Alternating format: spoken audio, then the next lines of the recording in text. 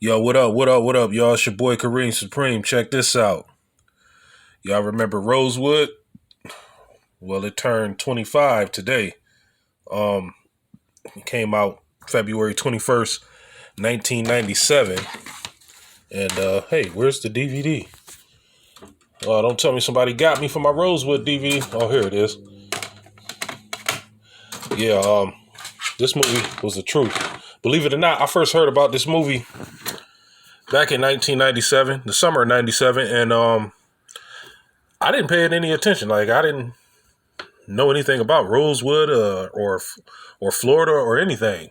I didn't know anything about the massacre. They never taught us about it in school, and I never heard any of my elders talking about it or anything. I didn't know anything about Rosewood, and my best friend Rashad, I went over his grandmother's house one day, and him and his uncle was talking about it, and I was like, "Yeah, I saw the previews to Rosewood and blah blah blah."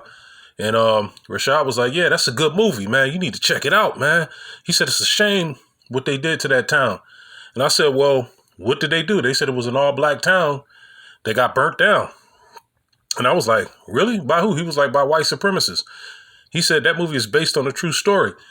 And he said it was directed by John Singleton. Now, John Singleton directed Boys in the Hood, Higher Learning, and Poetic Justice, among others. And I'm like, word? At the time, this was the 90s. So at that time, John Singleton was in my one of my top five favorite directors. So this story was about a town that existed in Florida. Come to find out later, I got family that's from Cedar Keys. Now, Cedar Keys is like right across the bridge from Rosewood. And well, I'm going down there this spring, but that's a whole different story. But this movie was about a town in Florida back in 1923, 99 years ago.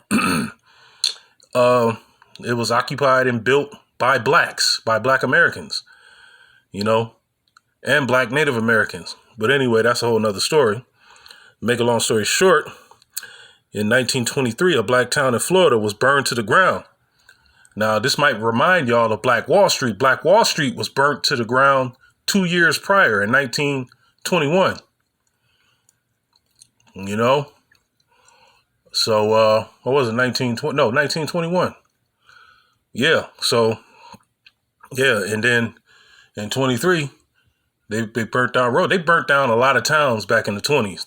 That's why they call it the Roaring 20s.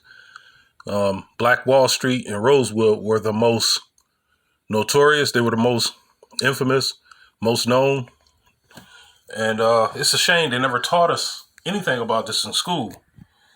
So thank God for black directors, researching and, writing and producing movies like this, because or else we wouldn't know about some of this stuff. They try to bury stuff like this. They don't want us to remember, and they definitely don't want to have to pay us any reparations. I don't know if any of the residents got reparations. Now, some of the residents, some of the children's, some of the children are still living. They're in their hundreds. They're like 107, 110. But they still remember some of this stuff. As they were they were kids at the time. Sad story, good movie. And I suggest y'all add this to y'all collection. How could you be black and not have this in your collection? But a lot of the black men in this town were World War One veterans, World War One and World War Two veterans. Like the guy played by Ving Rhames, he was a veteran of World War One, and they were kicking ass. They were kicking white ass back then. Just like in Tulsa, Oklahoma, all them vets was kicking ass. So the white supremacists had to retreat and use, tactics like, dropping bombs on the towns or burning the towns down. They couldn't fight them head up, so they had to use their technology and they had to cheat a little bit, as white supremacists do, But check this movie out. I don't want to waste your time. I can talk about this for hours, but add this to your collection, please, and watch it and celebrate the 25-year anniversary of Rosewood. Rest in peace, John Singleton. This your boy, Kareem Supreme. Peace.